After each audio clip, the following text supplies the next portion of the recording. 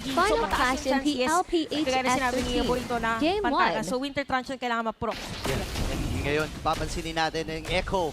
Pinapanatili nila yung paghawak dito sa Lord na ito. Actually, kahit mag-isa si KRTC, kaya niya tunawin itong Lord na ito eh. Kaya lang problema, kailangan hanapin ng Omega kung saan nagtatagong damo ang Echo. Kumbaga, may laro na sila dito, may minigame pa sila. Hanapin ang Echo, hanapin ang Orca. Ito pa pala, speaking of Winter Truncheon, alam mo pwede nga rin yung gusto na rin tumakas, yung talagang delikado na.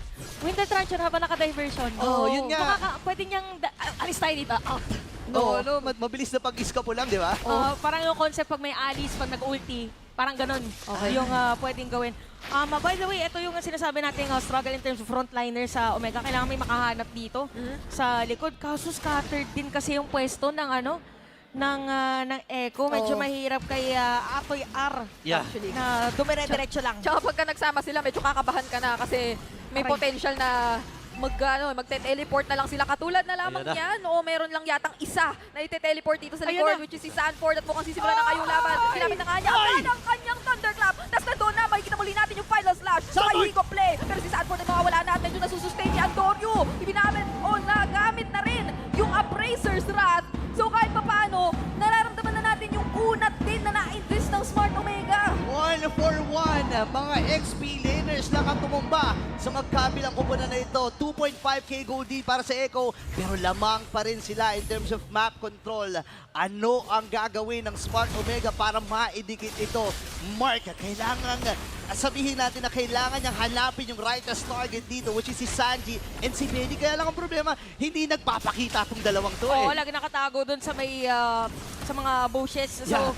para dito kay Mark, kahit nga si or actually pwedeng si KRTC ilayo, tapos yung tipong konting-konti na lang retry na Oo. para makakakuha sila. Napakasakit, Holy Crystal. Ito ba yun? In action, pero yung final slash hindi na inaikasa. Dropping! Hindi pinagsakan pa ng Appraiser's Wrath at mukhang nawala na nga ng tuluyan. Pero yung Lord medyo na-reset si Mark, nawala na rin yung immortality. At mukhang hindi na patatakasin, pero makaka-dash out. Ryota nandito na rin, Circus Curtain Ball. At napakasakit na rin ang kanyang naibabato, pero nandito na yung Winter Truncheon. Flicker, ginamit na rin dito ni Sanji na buhay pa siya. At yung Thunderclap sa may Kalmot, mukhang sasapat para pataparin siya. At yung Lord ang makakakuha. Mukhang si Antonio pa rin para sa barangay. At doon naman sa taas yung Bagyo, iba yata yung binabalak niya. Ako pinadala dito yung Bagyo, very cutie, target lang yung Torre, pero tinatamaan siya ng trophy na damage mula dito kay Benny Cutie. Crucial Lord take para sa Smart Omega. Oo, and for Echo, talagang alam nila nung moment na yun na okay, para mahirap yata mag-hold pagdating sa teamfight. So, si Benny Cutie po na lang sa taas para regardless na angat yung minion wave nila. Kailangan na dumepensa ng Omega. But still for Omega, kudos sa kanilang formation pagdating doon sa teamfight at mabilis yung pag-backup by the way ni Ryota. Parang siya na lang kasi nga agaw ng attention dito nung Masha din na parang ako na lang, wag na yung mga ibang mga players para nagkakaroon ng space dito si Jom for the free hit. Ayun na naman. Ano naman yung diversion? Ayan na naman! Medyo nakakabahan na talaga kasi si Jom kitang-kita. Pero makaka-purify, makaka-out nga lang ba dahil nahihigop pa din. Very cutie doon sa likod. Tinatarget nga lang ni Antonio. Kaso makakain ng Detona's Wake Up at nawawalan ng immortality. At ngayon, mukhang magtatagumpay ang mga nag-TV. Isa-isa niya ata sila dito. Echo, 3-man down para Smart Omega. Kailangan kumapit ng barangay. Ito na ba ang pagsugod ng Echo? Papasok na nga ang mga Orca sa base ng Smart Omega. At may final slash sa may higop play pang natitira. Si Ryota na lang ang mag-isa pero yung minions na clear naman. Kahit pa paano. Grabe! Hinawakan yung catapult. Ryota dito mukhang bubuhusan na naman ng skills at mukhang itatry na lang niya i-hold yung minions.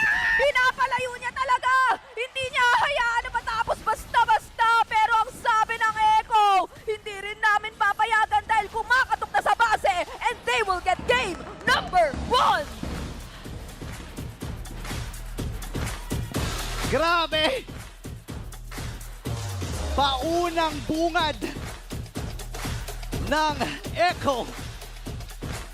Sabi ko na sa'yo, pag weak fight talagang pasabog kung pasabog.